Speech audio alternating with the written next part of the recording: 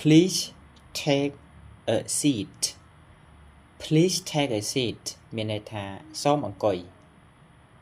បងប្អូនអាចប្រើឃ្លានេះជំនួសឲ្យ please sit down បានណា please take a seat សូមអង្គុយមួយទៀត please don't be so noisy please don't be so noisy បាទសូមកុំរញ៉េរញ៉ៃពេកណាមួយទៀត she makes a sandwich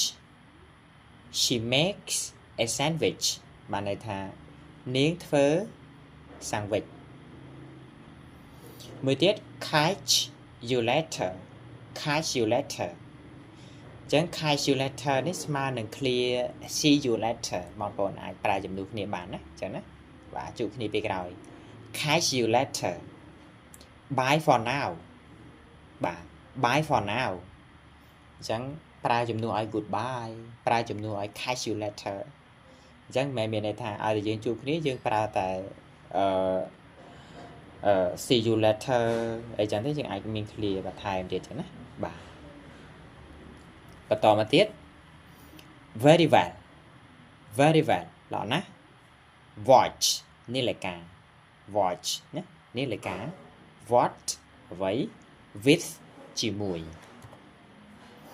មកប្រយោគបន្ទាប់ she speaks English very well she speaks English very well នេះនិយាយភាសាអង់គ្លេសបានល្អ they work very well ពួកគេធ្វើការបានល្អណា they work very well that is her watch នោះជានាឡិការបស់នាង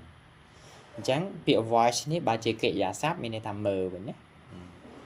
បន្តមកទៀត they want to go with us ពួកគេចង់ទៅជាមួយយើងណាអញ្ចឹងបងប្អូនអាចព្យាយាមចងចាំតាមនឹងទៅហើយយកទៅប្រើប្រាស់ណាបាទ